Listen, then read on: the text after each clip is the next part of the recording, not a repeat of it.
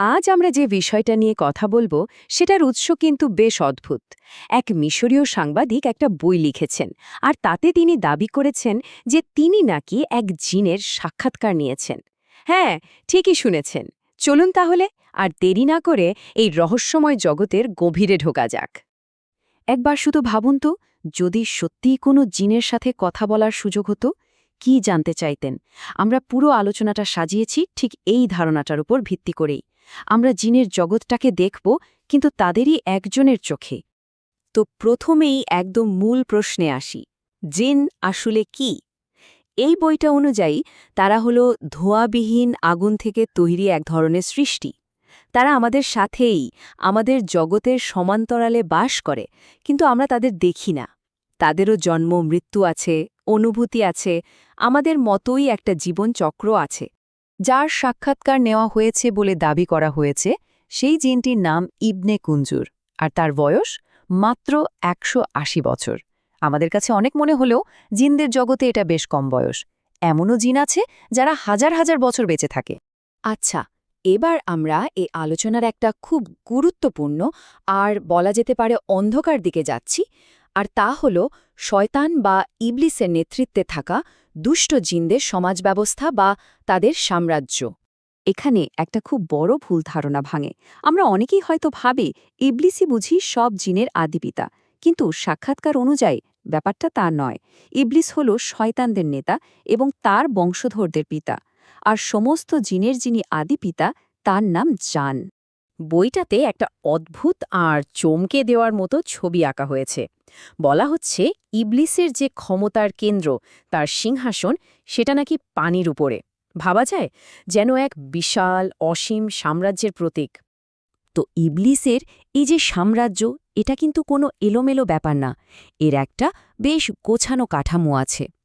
ইবনে কুনজুরের কথা অনুযায়ী ইবলিসের আছে ৫ জন প্রধান উজির, বা বলতে পারেন সেনাপতি। আর এদের প্রত্যেকের কাজ একদম ভাগ করা।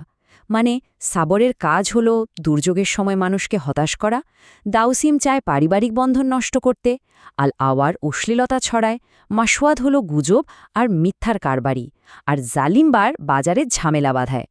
চলুন এবার ওদের সমাজ ব্যবস্থা থেকে বেরিয়ে এসে ওদের শারীরিক গঠনের দিকে তাকাই। মানে জিনেরা আসলে দেখতে কেমন? ইবনে কুঞ্জুরে যে বর্ণনা, সেটা আমাদের প্রচলিত ধারণাকে কিন্তু একদম নাড়িয়ে দেয়। আমরা সাধারণত গল্প কথায় জিন বলতে যা বুঝি, মানে শিংওয়ালা, লেজওয়ালা, ভয়ঙ্কর চেহারার কিছু। সাক্ষাৎকারের বর্ণনা তার থেকে একেবারে আলাদা।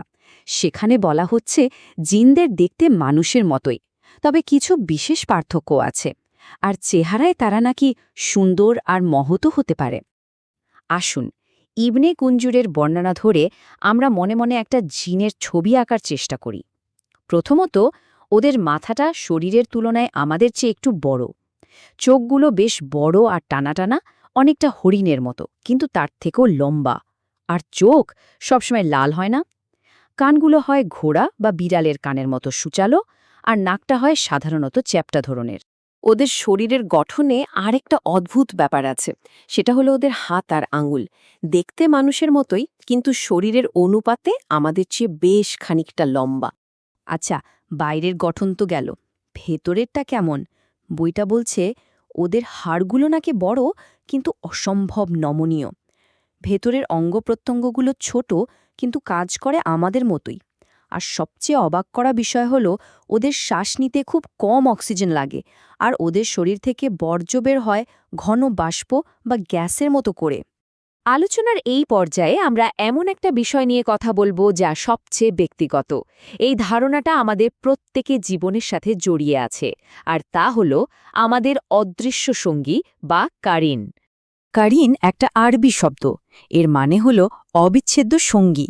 বিশ্বাস অনুযায়ী প্রত্যেক মানুষের জন্মের সময় তার সাথে একজন করে জিন সঙ্গী হিসেবে নিযুক্ত হয়, আর এই সঙ্গী সারা জীবন তার সাথেই থাকে।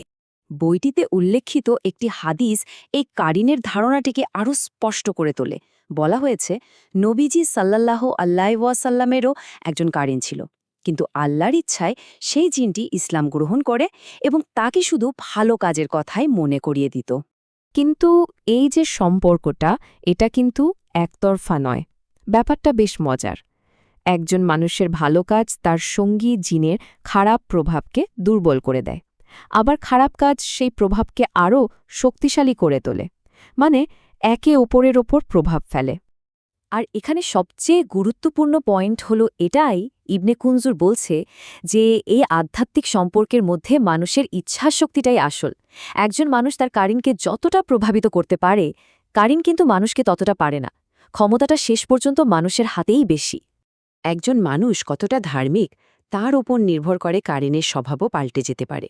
যদি কোনোভাবে কারিন মুসলিম হয়ে যায়, তখন সে হয়ে ওঠে একজন সাহায্যকারী বন্ধুর মতো। সে তার মানবসঙ্গীকে ভালোবাসে, ভালো কাজের কথা মনে করায়। আর যদি অমুসলিমই থেকে যায়, তবে সে ক্রমাগত খারাপ কাজের জন্য কুমন্ত্রণা দিতেই থাকে। তাহলে এই পুরো আলোচনা থেকে আমরা কি বুঝলাম?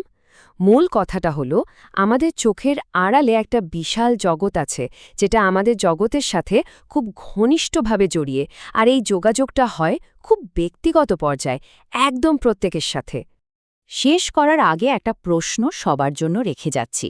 এই যে অদৃশ্য একটা সম্পর্ক, সেখানে আসল চালকের আসনে কে?